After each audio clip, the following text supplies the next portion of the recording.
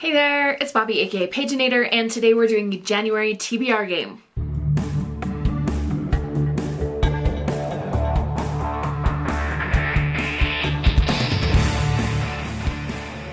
Out to the desk and get rolling on the TBR Pursuit game board. Here we go with roll number 1. 3. 2, 3. Let's do something different this time. Let's start with pink YA. Just for the heck of it. So pink pie in there. And pull a card.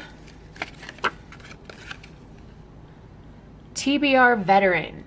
Roll number 1, we got YA, a TBR Veteran, and we are going like way back in terms of how long I have had this book. This is a Bright Smoke, Cold Fire by Rosamund Hodge. It is a Romeo and Juliet retelling, and here is what the synopsis says. When the mysterious fog of the ruining crept over the world, the living died and the dead rose. Only the city of Viara was left untouched. As the heirs of Viara's most powerful and warring families, Mayani Romeo and Juliet Catrousseau share a love deeper than duty, honor, even life. But the magic laid on Juliet at birth compels her to punish her clan's enemies, and Romeo has just killed her cousin Tybalt, which means he must die. Paris Catrousseau has always wanted to serve his family by guarding the Juliet, but when his ward tries to escape her fate, magic goes terribly wrong, killing her and leaving Paris bound to Romeo. If he wants to discover the truth of what happened, Paris must delve deep into the city, ally with his worst enemy, and perhaps turn against his clan. Mayani Runajao just wants to protect her city, but she's the only one who believes it's in peril. In her desperate hunt for information, she accidentally pulls the Juliet from the mouth of death and finds herself bound to the bitter, angry girl, only to learn she might be the one person who can help her recover the secret to saving Viara. Both pairs will find friendship where they least expect it. Both will find that Viara holds more secrets and dangers than anyone ever expected, and outside the city's walls, death is waiting. Yeah, this sounds intense, and I have been meaning to read it for ages and ages, so we're going to give it a try in January. Roll number 2. 3 again. 1, 2, 3. 1, 2, 3. So brown or brown. 1, 2, 3. Brown is, of course, realistic, and we will pick a card. Dark cover. Oh my gosh, we got that prompt twice last month. Apparently the universe wants me to pick books with dark covers. So roll number 2, we got realistic with a dark cover. This was a little bit tricky for me to find. I could have gone with like a Riley Sager, like a thriller kind of book, but I just wasn't in the mood, and I found this one. This is A Wolf Called Wander by Rosamund Perry, and it is realistic. It is about an animal, but that doesn't mean it's not realistic. It's she writes her books about real animals that lived. So for example, this one is the true story of a wolf named OR7 and often called Journey, a wild wolf who traveled a remarkable 1,000 miles across the Pacific Northwest. So it's a fictional take on the adventure of this real wolf. And we have quite a few dark colors on here. So we're going to count this one. I will read the synopsis of the fictional story part. It says, Swift, a wild wolf cub, lives with his pack in the mountains. When a rival pack attacks, Swift and his family scatter, and Swift sets out on an incredible journey through dense forests into barren wilderness and across flowing water. The trip is dangerous and full of peril, and Swift encounters fire, hunger, hunters, and highways as he wanders. Will Swift find the courage to survive? Will he ever find a place to call home? Here is a picture of the actual wolf, OR7. So this should be a good one, and yes, I'm counting it as realistic fiction because it's about a real wolf. Roll number 3. 4. 1, 2, 3, 4 pink. 1, 2, 3, 4 pink. Wow. Pink it is. 1, 2, 3, 4. Pink pie in there. All right, and a card. Oop, just one. Bone/skeleton in the title or on the cover. Roll number 3 got us a YA with bones or a skeleton in the title or on the cover. And I have this book here, The Bone Spindle. This is by Leslie Vedder. And the synopsis tells us some curses are meant to be broken. Fi is a bookish treasure hunter with a knack for ruins and riddles who definitely doesn't believe in true love. Shane is a tough-as-dirt warrior who likes cracking skulls, pretty girls, and doing things her own way. Briar Rose is a prince under a sleeping curse who's been waiting 100 years for the kiss that will awake him. Cursed princes are nothing but ancient history to fight until she pricks her finger on a bone spindle while exploring a long-lost ruin. Now she is stuck with the spirit of Briar Rose until she and Shane can break the century-old curse on his kingdom. Dark magic, witch hunters, and bad exes all stand in her way, not to mention a mysterious witch who might wind up stealing Shane's heart, along with whatever else she's after. But nothing scares Fi more than the possibility of falling in love with Briar Rose. So it's a fairy tale kind of inspired story, and it sounds interesting. Roll number 4, 6. 1, 2, 3, 4, 5, 6. Orange. 1, 2, 3, 4, 5, 6. Brown. Let's do an orange. Orange is miscellaneous.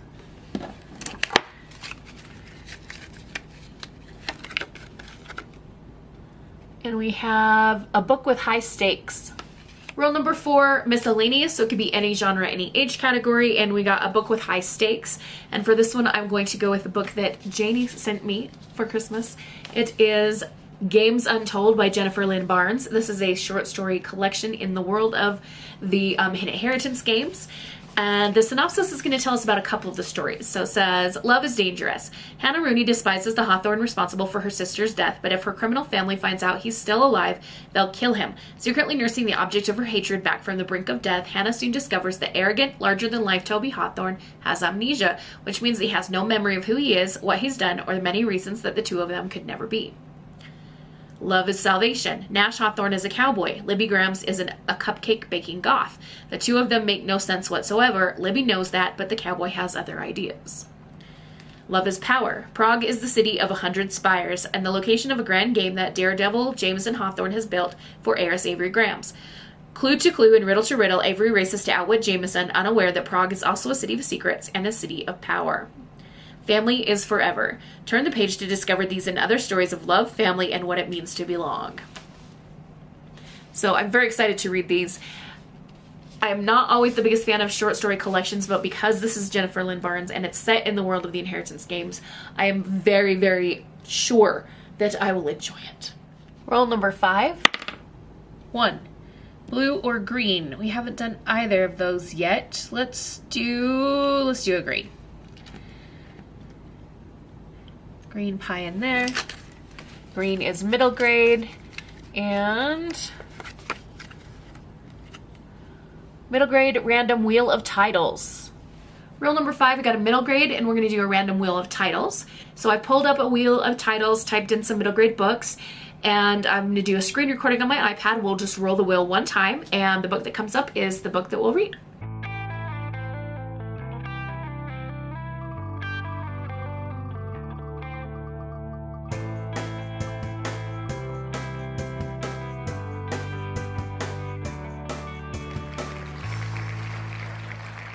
Okay, so we got Rumeza. This is a fairy tale retelling inspired by Rapunzel.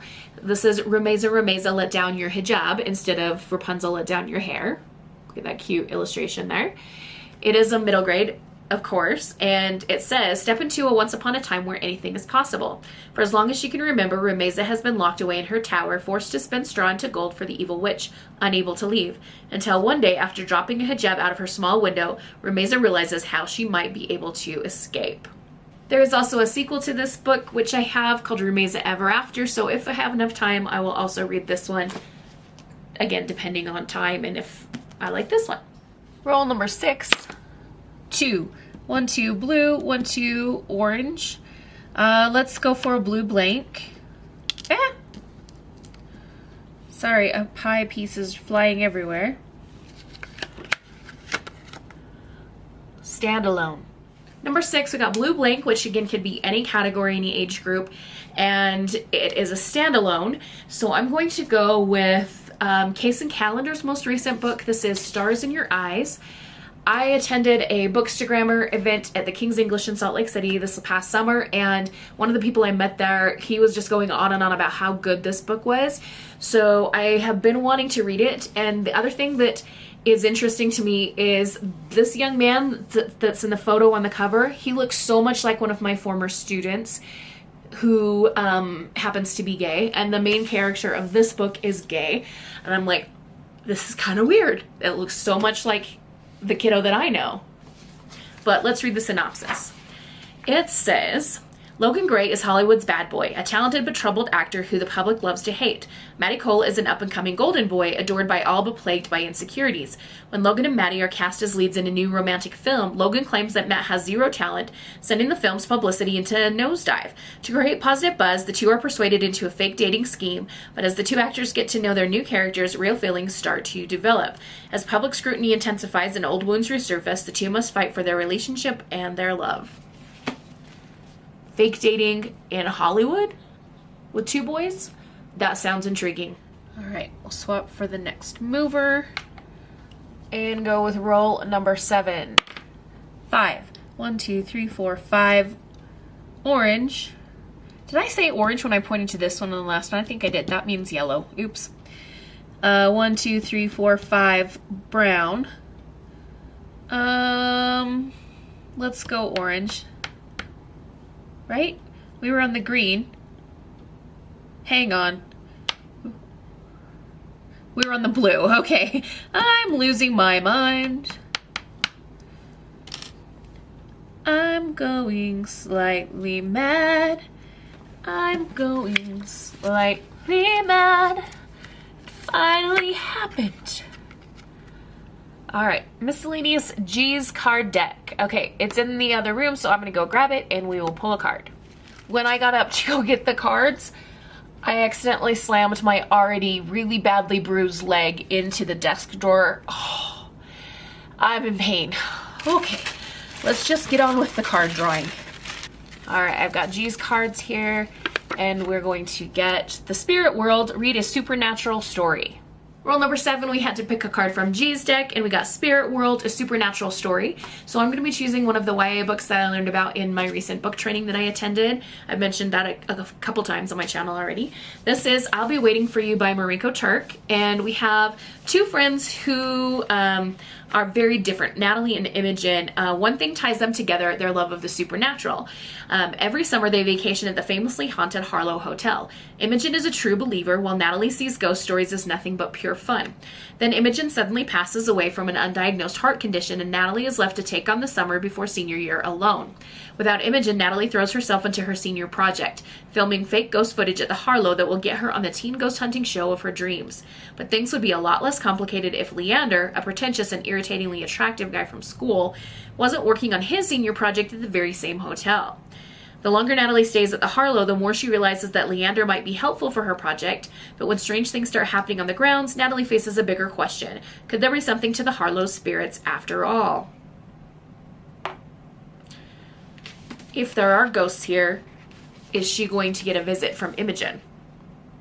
Roll number 8. 4. 1, 2, 3, 4 pink. 1, 2, 3, 4 pink.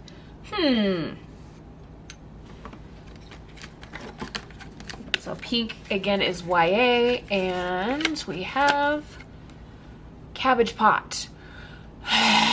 Fetch.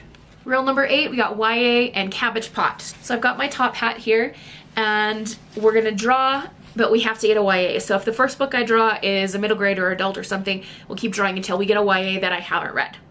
So here we go. Okay. Open.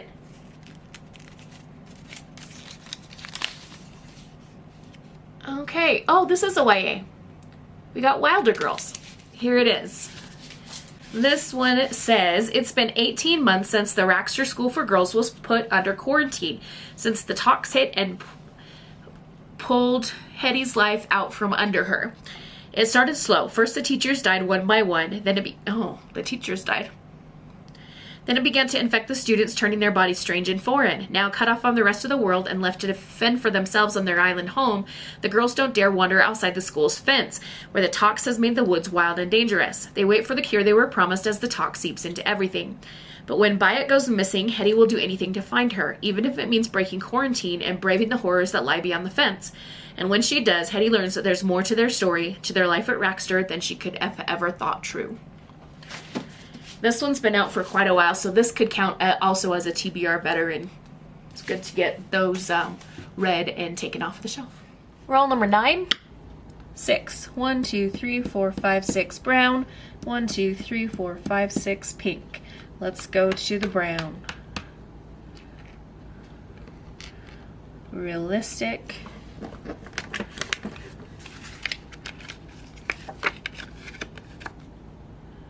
POC author. Rule number 9, we got realistic, and we need a POC author. And this is interesting because I picked a book that is a romance written by a male POC author. That doesn't happen every day. This is A Dash of Salt and Pepper, and the author is Kozoko Jackson. And I was looking at his bio, and he is from New York, and it says he spends too much time listening to Halsey and Taylor Swift. I'm So Not Over You was his debut rom-com, and this is another one. So I haven't read I'm So Not Over You. If I like this one, then maybe I'll look into checking that one out. But let's take a look at what A Dash of Salt and Pepper is about. Xavier Reynolds is doing less than stellar. He just got dumped and was passed over for a prestigious fellowship. To top it all off, he's back at home in Harper's Cove, Maine, population 9,000. The last thing he wants to do is work as a prep chef in the kitchen of the hip new restaurant in town, The Wharf, especially since the hot single father chef who owns it can't delegate to save his life. Oh boy. Logan O'Hare doesn't understand Xavier or why every word out of his mouth is dipped in sarcasm. Unfortunately, he has no choice but to hire Xavier. He needs more help in the kitchen, and his tween daughter Anne can only mince so many onions. It might be a recipe for disaster, but Logan doesn't have many options besides Xavier. Stuck between a stove and a hot place, Logan and Xavier discover an unexpected connection. But when the heat between them threatens to top the Scoville scale, they'll have to decide if they can make their relationship work, or if life has seasoned them too differently. That kind of gives me vibes of like, what's that movie with Catherine Zeta-Jones, where she was like an aunt who had to raise her niece, but she was also a chef, and then like the guy who came in to replace her while she was on leave of absence, they caught feelings for each other. What movie was that? No Reservations. That one. All right, we got to keep going with the rolls. Roll number 10. 2. 1, 2 pink, 1, 2 orange. We've already had 2 other pinks besides this one and just 1 other orange beside this one, so let's do the orange. We haven't got a single yellow yet this game. We could have a couple of rolls ago, but I didn't pick it. Let's see, orange outfit match. Number 10, we got miscellaneous and an outfit match. You can see kind of my shirt is this kind of dark teal-y blue color. So I was looking for something that had a lot of teal on it. And I found this book. Look at all of this teal right here. The Games Gods Play by Abigail Owen. I've been wanting to read this for a while, so did I kind of tweak it a little bit to just like only focus on the teal part of my outfit? Yes, I did, but it's my game. I don't care. Let's read the synopsis of this one. The gods love to play with us mere mortals, and every 100 years we let them. I have never been favored by the gods. Far from it, thanks to Zeus.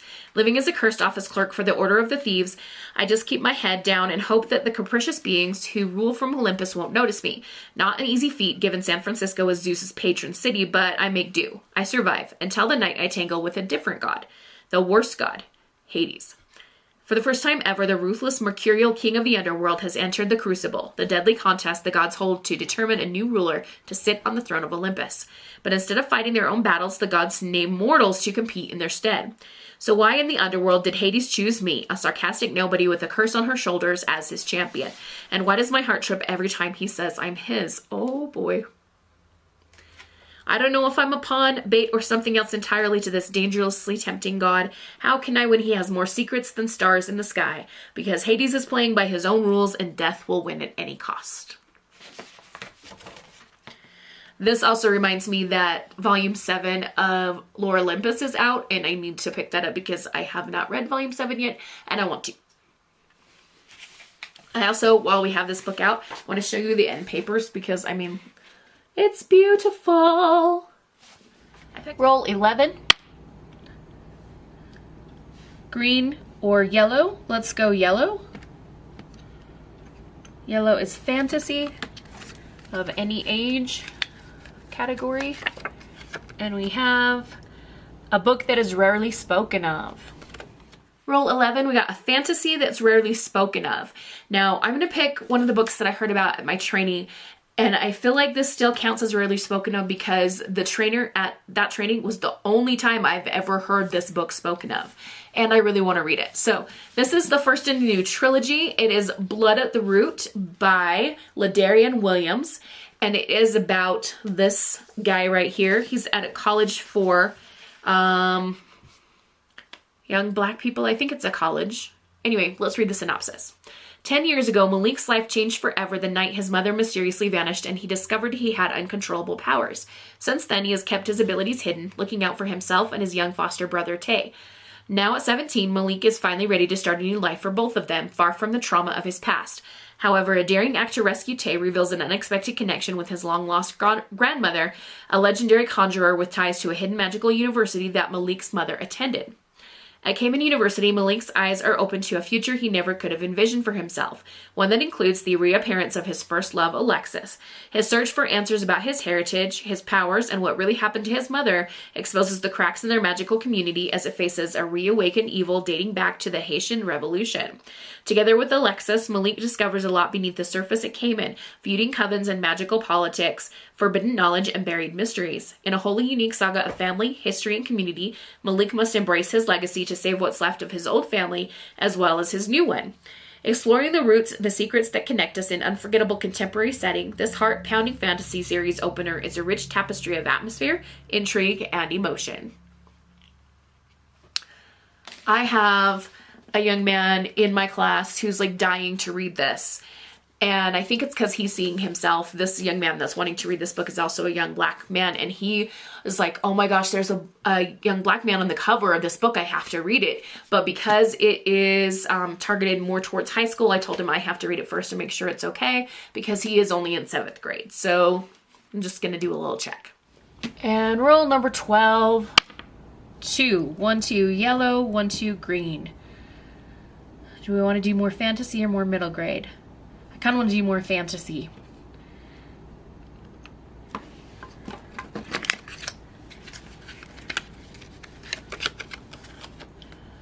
Fantasy with LGBT plus representation.